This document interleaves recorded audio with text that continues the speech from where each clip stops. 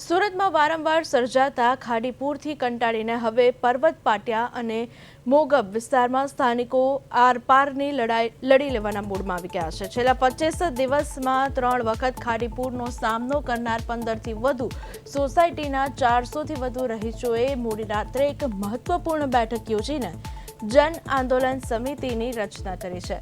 તો છેલ્લા 10 વર્ષથી ખાડીપુરની સમસ્યા વેઠતા લોકોનો આક્રોશ 7મા આસમાને પહોંચી ગયો છે। સ્થાનિકોએ હવે નેતાઓના માત્ર વચનો નહીં પણ કાયમી નિવારણની માંગ સાથે મ્યુનિસિપલ કમિશનરથી લઈને કલેક્ટર અને ગાંધીનગર સુધી આંદોલન કરવાની ચીમકી આપી છે। તો આ લડત માટે પદયાત્રા, બાઇક રેલી અને ઉપવાસ જેવા કાર્યક્રમોની રણનીતિ તૈયાર કરાય છે। બીજી તરફ સ્થાનિક મહિલાઓએ કોર્પોરેટર દિનેશ રાજ પુરોહિતને ફોન કરતા તેમણે ઉડાવ જવાબો આપ્યા હોવાનો આક્ષેપ પણ કર્યો છે।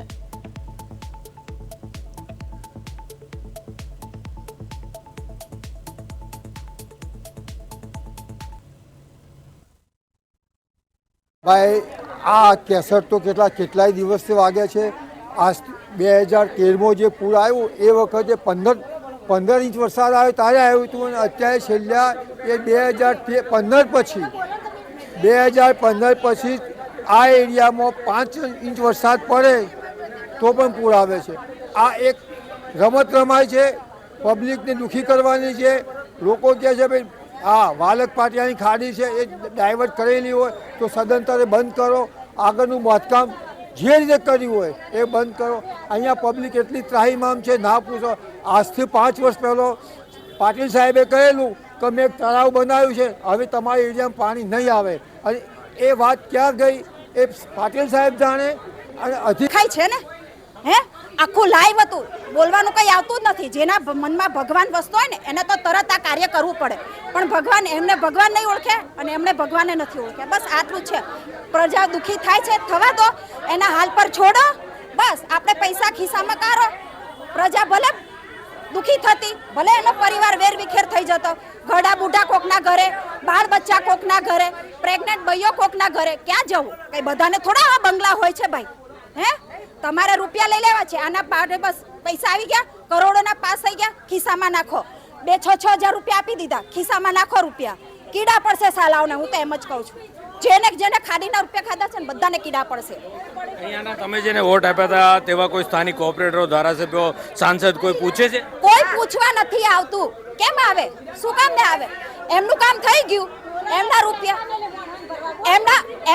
રૂપિયા ખિસ્સામાં જતા રહ્યા ખાડીના, શું કામ ને આવે? તમે તાર પરેશાન થયા કરો, અઠવાડિયું 10 દાડા 15 દાડા, તમારે એમને શું મતલબ છે? એમના ક્યાં બૈરા છોકરાઓ દુઃખમાં છે? દુઃખમાં અમે છીએ, અમારું મન જાણે છે કે કેવી રીતના અમે ખાડીપુરમાં રહીએ છીએ। ઝૂંપડપટ્ટી કરતા પણ બેકાર હાલત અમારી છે અત્યારે। તમે જો અમારા માટે તો કોઈ તકલીફમાં બાકી નથી અત્યારે। મારા છોકરીને ડિલિવરીનો ટાઈમ આવ્યો, સામાં લઈ જવાય, અમે ઢોર જેવા તો ઢોરના ટેમ્પામાં અમને ભરે, તો અમે માણસ નથી દેખાતા। હવે એને શું કરવું છે એ જ અમારે વિચારવાનું છે, અને આંદોલન તો થશે જ। અમે કોઈ એ સરકાર માણસને જીવવા માગતા નથી, અમે તો હવે મરી જ વચ્યા છીએ। એ લોકો મરી જાય એમ સમજ્યા, વોટિંગ લેનારા ને રૂપિયા ખાનારા ને બધા મરી જાય। હવે અમારે જવું છો, કઈડા ઘરમાં હોય, નાના હોય, નુકસાન થયું, 100,000 અમારી પેલું થઈ જાય મહિને, 8-10 હજારનું દૂધ થતું હોય લોકોને, તો એવું વિચારીને અમને 100,000 રૂપિયા આપવા આવ્યો। એટલે અમારું કોઈ વિચાર્યું નહીં। અમારે અત્યારે મિલકત તો માટી થઈ જશે, તો અમે પણ માટી હારી થઈ હેડ્યા છીએ, તો એ લોકો વિચાર્યું છે અમારું, અમારા છોકરા હોય, પરિવાર હોય, જાય ક્યાં?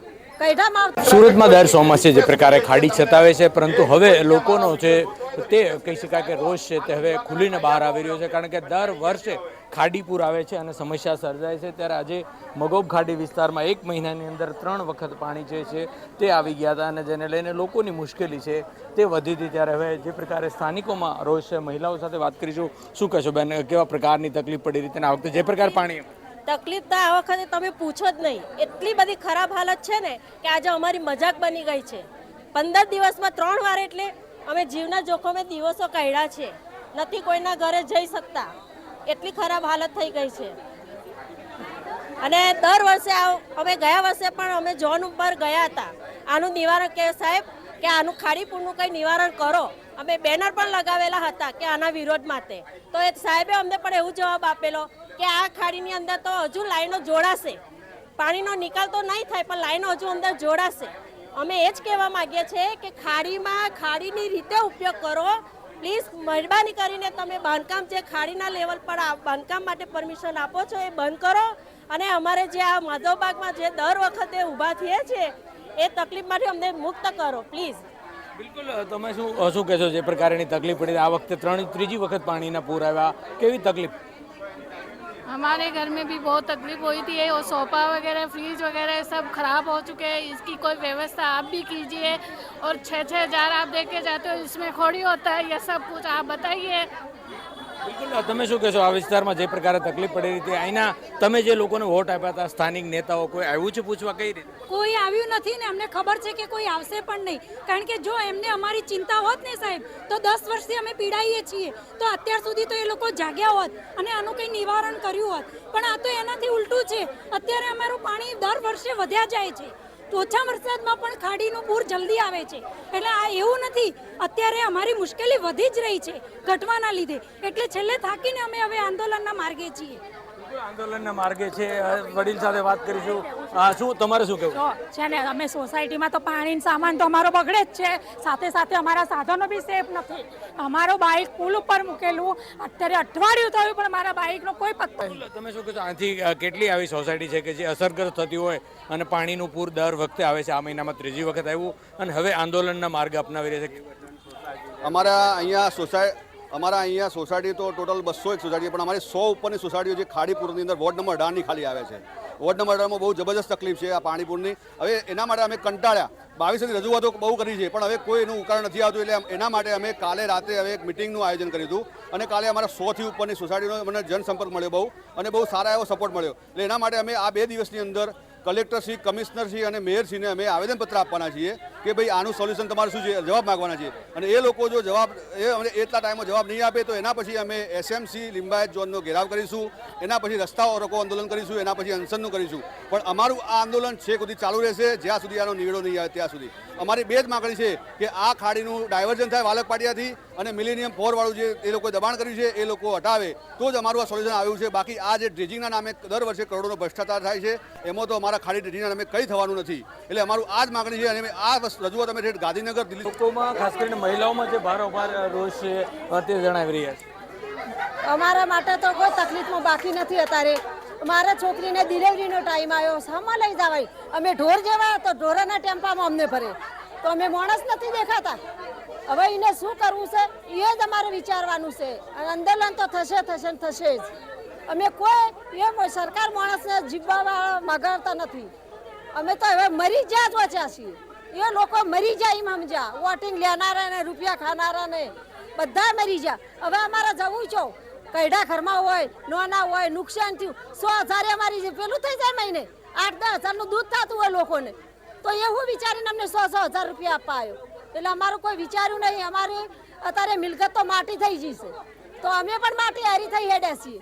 તો એ લોકો વિચાર્યું છે અમારું. અમારા છોકરા હોય, પરિવાર હોય, જાય ક્યાં? કઈડા માવતર નકા ફેંકી દેવા. સામાન તો જતો રહે મુઓ, પણ બીજું તો બધું વિચારવું પડે ને લોકોને. અને આંદોલન કરવાનું જ છે અને એ જનતાની ઓફિસે જઈને એના કાસ ફોડવાના જ છે.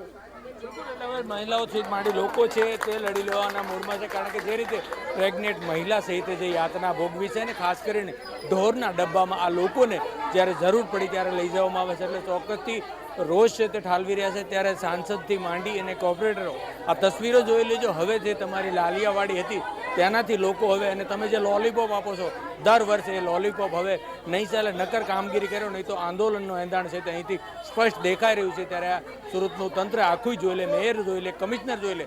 તમારા જે દાવા છે તે તમામ પોકળ થયા છે. ને હવે આ ખાડીપુરથી લોકોને બચાવો નહીં તો જન આંદોલન છે તે વધુ વેગવંતુ બનવાનું. કેમેરામેન અજય કુમાર સાથે અરવિંદ રાઠોડ, પ્રદેશ 24 ગુજરાતી.